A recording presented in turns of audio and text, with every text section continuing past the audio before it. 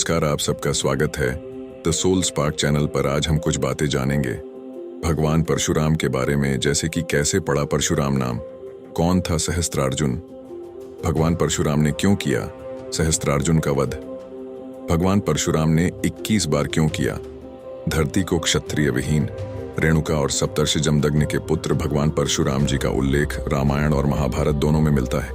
वह 7 चिरंजीवियों में से एक हैं। परशुराम जी बहुत ही तेजस्वी, ओजस्वी और वर्चस्वी महापुरुष थे। भगवान परशुराम के डर से उनके शत्रु उनसे थर-थर कांपते थे। भगवान परशुराम को भगवान विष्णु का 6वां अवतार माना गया है। वे भगवान शिव के परम भक्त थे और हमेशा तप में लीन रहते थे। उनकी भक्ति को देखकर स्वयं महादेव ने उन्हें अमरता का वरदान प्रदान किया था। महाभारत और विष्णु पुराण के अनुसार परशुराम जी का मूल नाम राम था, किंतु जब भगवान शिव ने उन्हें अपना परशु नामक अस्त्र प्रदान किया, तभी से उन्हें परशुराम के नाम से जाना जाता है। उनके स्वभाव की बात करें तो उन्हें क्रोध बहुत जल्दी आता था। क्षत्रियों के प्रति अपने क्रोध के चलते ही उन्होंने 21 बार धरती को क्षत्रिय विहीन कर दिया था। भगवान विष्णु ने परशुराम के रूप में 6वां अवतार मदांध सहस्त्रबाहु को सबक सिखाने के लिए लिया था। सहस्त्रबाहु का वास्तविक नाम अर्जुन था। उन्होंने भगवान दत्तात्रेय को अपनी तपस्या द्वारा प्रसन्न करके उनसे 10,000 हाथों का आशीर्वाद प्राप्त किया था। इसके बाद से ही उन्हें सहस्त्रार्जुन के नाम से जाना जाने लगा।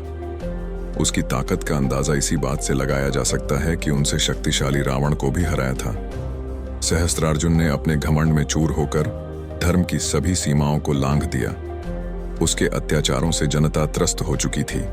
वह वेद पुराण और धार्मिक ग्रंथों को मिथ्या बताकर ब्राह्मण का अपमान करता था। ऋषियों के आश्रम को नष्ट करता, उनका अकारण वध करता।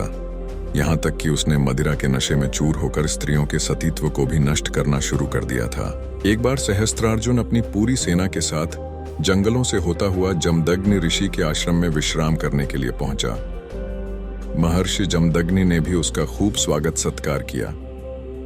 ऋषि जमदग्नि के पास देवराज इंद्र से प्राप्त दिव्य गुणों वाली कामधेनु नामक चमत्कारी गाय थी।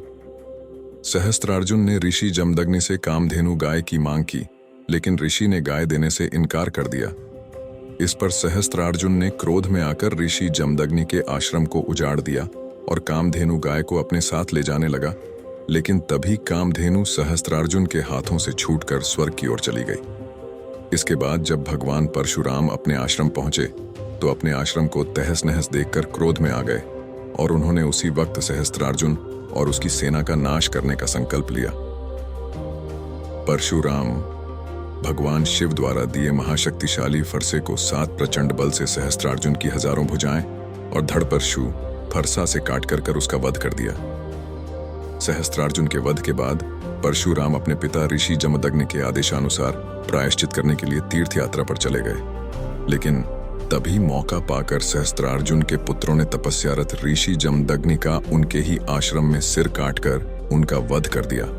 सहस्त्रार्जुन के पुत्रों ने आश्रम के सभी ऋषियों का भी वध करते हुए आश्रम को जला दिया।